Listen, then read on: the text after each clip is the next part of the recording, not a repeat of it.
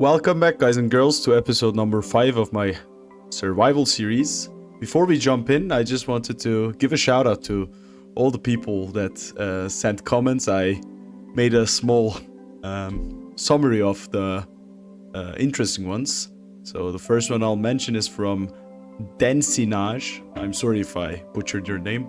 But thank you so much for the comments, by the way. And let's go over them. So the first comment he sent was on the slime farm that we actually designed together, and he was asking about the slab that I placed near a dispenser, which should have probably been replaced by a full block. So I actually went back and changed that, so thank you. So the thing is, with dispensers especially, you have to make sure that the items that are dispensed are contained. Like, they have a lot of momentum in all sorts of different ways, and it's kind of random, so make sure you close them off. And if you don't need to especially use a dispenser, you could always go for a dropper that would just drop the items with way less momentum. So thank you so much on your questions. I will actually work on that to improve the design later. And the second comment is actually also from Dansinage, so thank you so much. And he was asking about why I use slabs to spawn-proof the area instead of torches or any sort of light block. So we have actually a very stupid reasoning to use slabs. Yes, it's very work intensive to use slabs to spawn-proof areas. You are right. You would do just as good with just torches or anything like similar to avoid mobs from spawning. In my case, unfortunately in this survival series, we have a lack of coal and lack of fuel in general. So whenever I need to just use some like burn off something in the furnace, I just make sure I use the furnace in bulk, meaning that like at least a stack of blocks, and then I grab myself a lava bucket from the nether. I have to improve upon that for sure. We have to also build a super smelter. Slowly but surely we're getting to that point where our bottleneck will end up being the furnaces at some point, trying to farm resources for any sort of builds. But yeah, thank you so much for the question. But yeah, there you have it. That's the reason. I don't have a lot of coal. I have sea lanterns from the Guardian farm, but you never know when you need them, so might as well stock up on them. That was the reasoning. But thank you so much for the comments. So without further ado, let's jump into the video. Hello and welcome, guys and girls, to another episode of my survival world. I've actually done quite a few builds off camera, and today we are finally in the step where we are building the final farms before we actually start tackling the new base. So the farms I didn't want to reveal before were a concrete farm. It was a combination of a duper, which dupes the concrete powder, and then also a concrete powder to concrete converter with like water and TNT duping so that the blocks can get broken down. And what I ended up doing is, let me eat a carrot here in the meantime. What I ended up doing is, since this is a very technical farm and a very technical build, I've gone ahead and installed a mod. And as you can see, the mod is called Litematica. If you're like into the technical side of Minecraft, I definitely suggest you guys invest time into this and look into this. What it basically does is, as you can see, you can use a stick, and every single time I use like holding a stick in my hand, you can see like a weird menu appears in the bottom left corner, and I can scroll through it. But how to use this, I will not go into much detail because it would take like a lot of time to explain. But you can like choose any sorts of builds, and then you can like save them, any combination of blocks, as a schematic, and then you can like copy it down into your own world. And then here you can like place it, and depending on like how many of these you place down, you can have multiple instances. And then you can go to configure, and here you can also check like a materials list, which is also crazy. Like you can like see how many materials you need to build this. So this is like, this will help us tremendously while trying to build this. because I don't have any idea how any of this works. Like, I don't know. But this build is from Couch Tomato, and I definitely suggest you guys check out his video on it. I cannot do him justice in this video because I have no idea what's going on.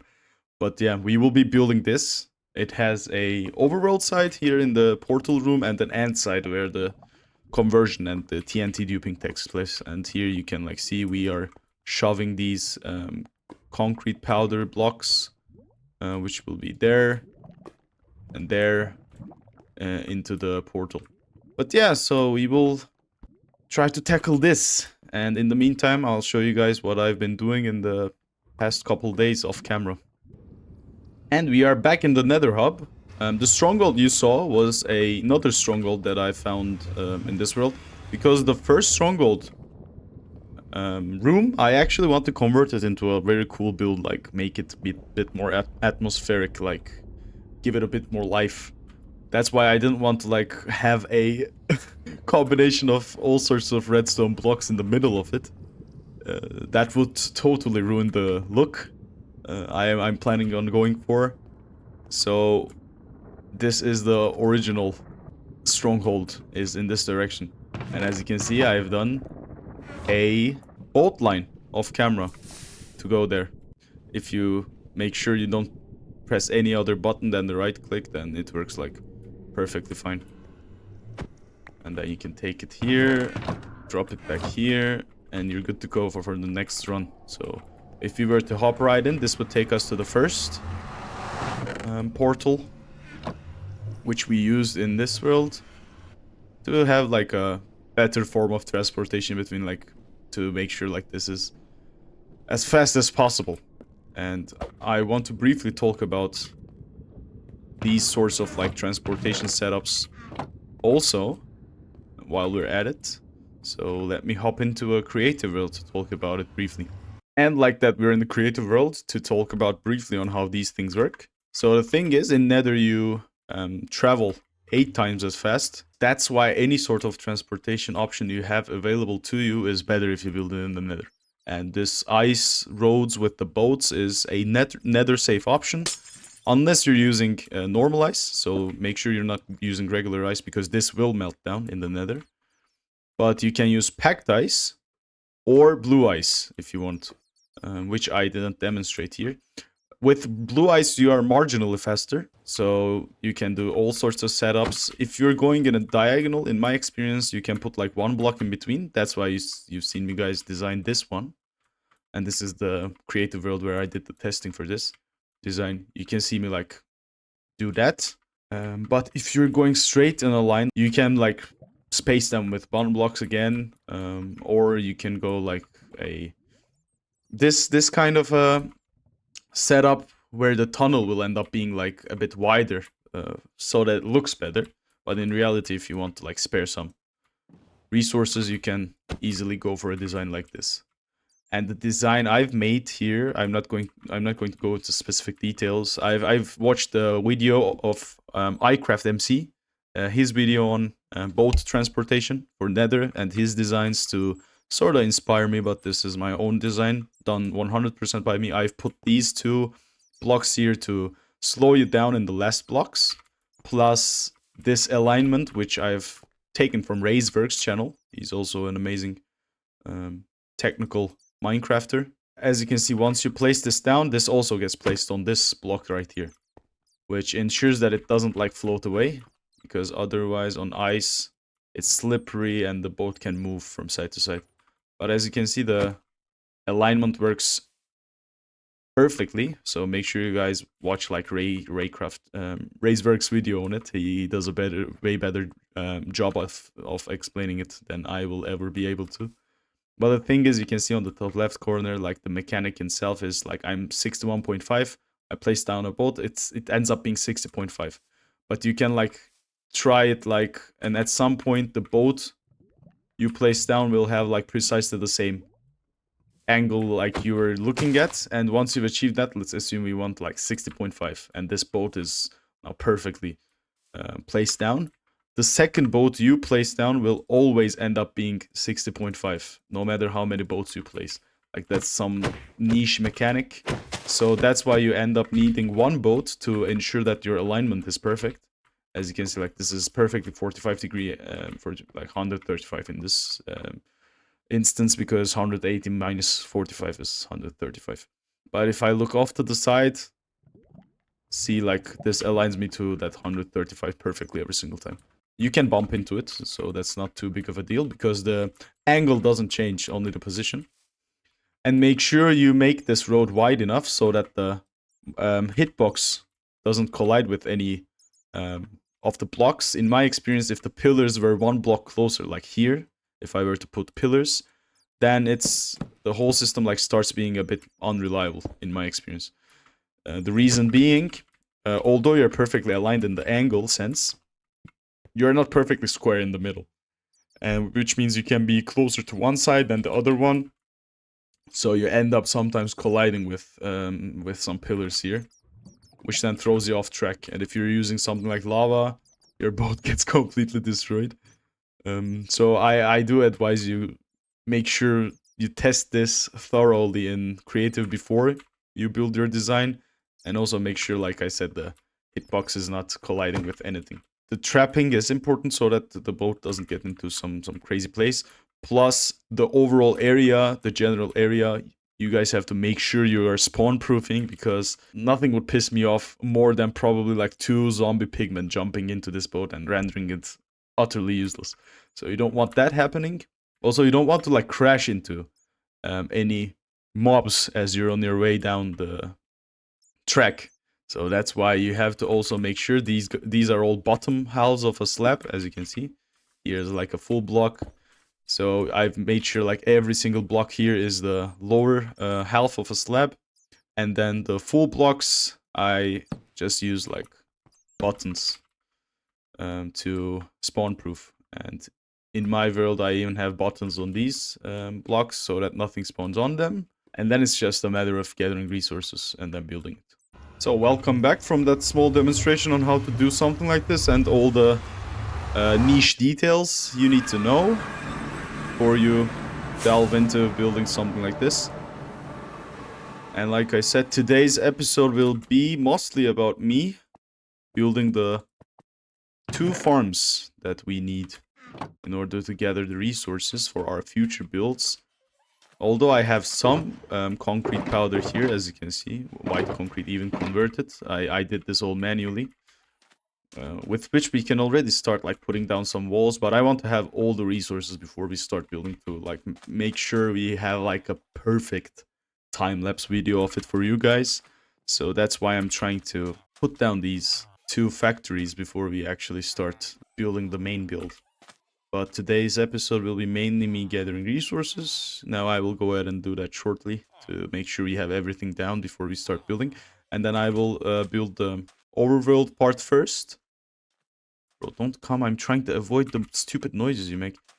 But yeah, I'm going to build the overworld part first, make sure that works, because then that in itself is already like way too confusing for me to even remotely understand how it functions. So I want to like put down that first and then make sure that functions, the duping works, and then we can actually start building the the end part of the build. But yeah, the second stronghold room, I've just made a stupid makeshift tunnel to elytra through to get there. As you saw, I converted the first tunnel already to fully ice, and that is the idea for the second stronghold as well. But in this point in time, I'd much rather focus on the build. So let's get into collecting some resources, and then I can start building it using Litematica. What's up, guys? I gathered some resources for the farm. I actually have them all here.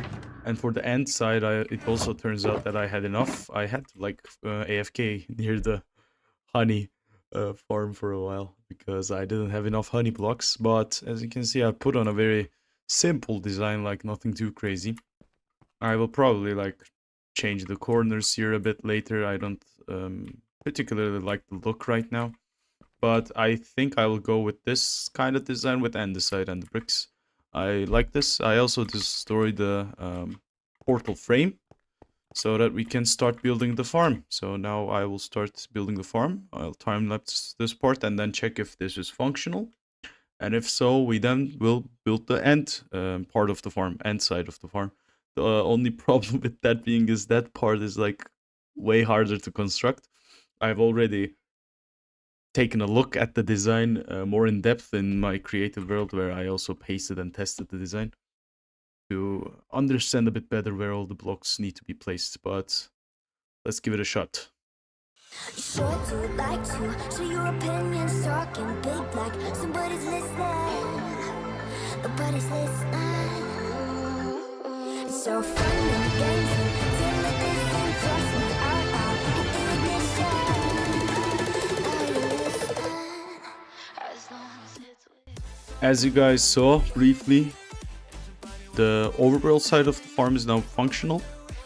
I am really happy that I got it first try. But it's all dustless connections with observers and nothing too crazy, like no placement tricks with any sort of like rails, water or anything. You just like place the blocks one by one. But still, I'm happy that it worked. And we can also now remove this. We can turn the lock on, off, and then remove it because we're done with this.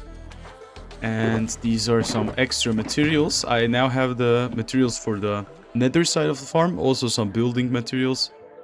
But let me go ahead and start constructing the end side of the farm. This will take way much more time, but still I'll try my best. And then we can farm overnight and start building the city the next video. Close your eyes.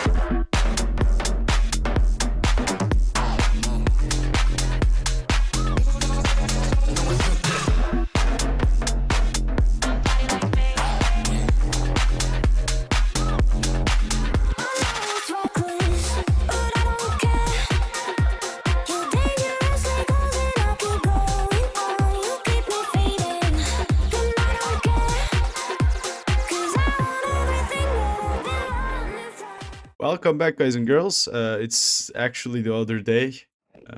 I've been working on this the whole day, practically trying to get this thing to work. But I'm done building it, so let me show you guys like what it looks like now that I'm done building it. I frequently had problems building this thing. I had to go back to a creative world trying to test it, and then came back here, built a bit, something didn't work, and then I jumped again to the creative world. Yada yada yada, like all that that whole process was basically unfilmable until I got this thing to work and it actually started producing some concrete. I also made a bubble elevator, like a bubble column. The thing is, this thing also like has a TNT duper in the middle that dupes TNT, and then the concrete that explodes drops down here, which gets picked up by the bubble column here and ends up at the top of the at this building, this construction basically. This is also, by the way, I realize now that I have to change that part. This is, I don't know if I can show you guys because I actually covered this up now, but like the bubble elevator comes out here and then the water flows like this, and I have like ice path here, double ice path. I use chests to align the items closer to this block, like a bit overlapping with this block's hitbox, so that I can actually use hopper minecarts instead of normal hoppers. Because the thing is, this factory is outputting, like according to Couch Tomato, 72k items per hour. A hopper can pick only 9,000 items per hour. You should use like 8 in parallel at least. 8 in series would probably be enough to actually get this done. But I wanted to try something cooler, so I ended up using hopper minecarts instead. And this makes it a bit more compact. Like this is only like 6 blocks wide instead of 8. And you don't have to like use like 8 hoppers singular into chests. The filling speed of the chest is also a bit higher with hopper minecarts, and then 4 hopper lines in parallel for every single chest. And I actually used a trick here. As you can see, this hopper in the back is running into this hopper and also has a hopper underneath, which means the hopper underneath can take out items, and then this also can output items here, which means that in turn this hopper actually functions like twice as fast. And I also made like a small chimney here. This is actually just netherrack lit up to destroy the excess items like the powder. I'm only sorting the white concrete right now. We could expand this in the future. We should expand this in the future. Firstly, probably like AFKing here, half an hour would fill up all the chests, like not even. So that's an issue. I have to expand this, but like this redstone part has been so crazy that I didn't have the energy to like even bother like decorating it. As you can see, like this looks like here, to be honest with you guys. Well, I'm just happy it works, man. I changed the positioning of the portals so that they link up reliably. I had a small issue with that because this is the portal that I'm trying to like use to teleport here faster. This is like a 1x3 tunnel at the moment. I will decorate this later. The original tunnel was here. The only problem is I also tried like doing a tunnel way down the aisle there. The problem is this needs a chunk loader, which is here. And these were the materials I needed for the chunk loader. So you start it like this, and you also take one of these here, and then you put it here. And then this runs the whole time and causes the nearby 3x3 area of chunks to be like basically stay loaded in. And here I have this chest full of just random things. I will probably like keep different colors of concrete powder in this chest in the future. And this chunk loader design, I actually find it to be very reliable. I also seen one with a dropper, like item or dispenser. 2 dispensers in the Nether and also in the Overworld with hoppers, so that they like pick up the item and then shoot to each other. But in my experience, that I tested it a bit in my creative world, I don't find it to be that reliable. Whereas this seems to work like 100% of the time. So I ended up building that one. And that caused the linking of the nether portals in the area to be a bit iffy at best. That's why I ended up having to make another tunnel in this direction. And I also learned a lot about portal linking. The thing is, if the Y coordinates match up better, they can actually overwrite the other coordinates, even if you have like a very good matching X and Z. Z is, I think, not taken into account in general, but still, Y is more important. So I ended up making sure like the Y coordinate of this divided by 8 matches up perfectly with the one I built in Nether, and is different from that one. That's why it ended up being like a bit further away in that direction, because this is X, to that direction is Y, and going to this direction was a hassle. It didn't work out with the stronghold, so I ended up just digging that way. So let's start this off and then jump into that, and then I can also tell you guys about the end side of it. As you can see, this thing's outputting concrete powder in all 4 directions. And if you switch this on, this starts the TNT duping. And I will also start to take damage here, as you can see. That's why I'm not going to stand there. And the concrete powder will get filtered out and burned. Let me actually turn the volume down for you guys. 75. So that we don't forget. Let's just turn it all the way down. So the concrete gets, the powder gets filtered out and ends up here being burned. And the concrete itself should ideally be sorted into these. Yes, and it does. So that's perfect.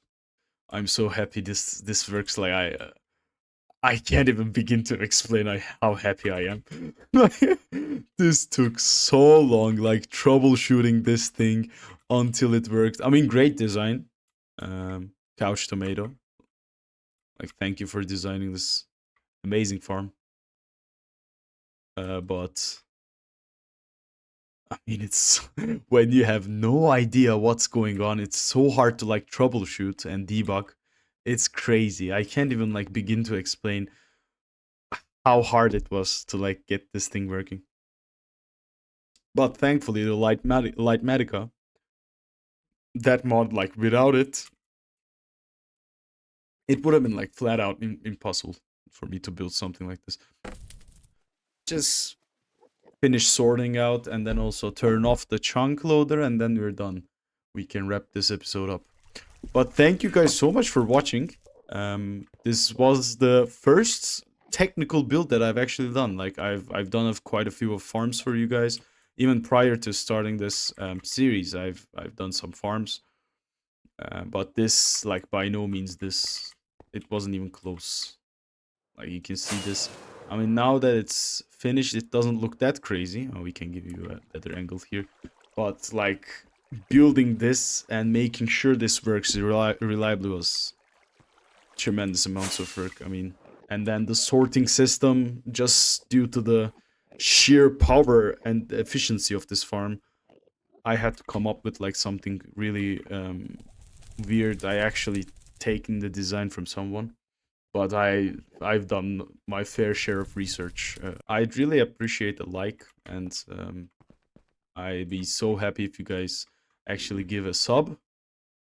And I will be keeping the work up, trying to give you guys even more crazy builds in the future, so that we built this world together, up from what I've achieved alone in my free time to actually becoming a very crazy like survival world. Hopefully, like these are very important steps, in my opinion. This is like something very important to me, to be able to like have the resources to make crazy builds, to have the concrete to do so. This is like a very big milestone. Now that we have this factory, everything should go way faster. And next episode, we will finally start with this. So I'm very stoked. And one last time, thank you so much for watching. I will just go ahead and turn the chunk loader off and log off for today. I feel like these accomplishments were enough for today. I'll just chill out the rest of the day, probably. But yeah, have a nice day. Have a wonderful evening or morning. I hope you have a wonderful rest of your day. And thank you guys so much. Sure to like to share your opinions, talking big like somebody's listening. Nobody's listening. It's so fun in the games until it isn't. Trust me, Are you listening? As long as it's with. So what am I leaving? Everybody was so magnetic. Before I knew it, we talked and think about you and content. I cried for you. Tell me why you left me bleeding.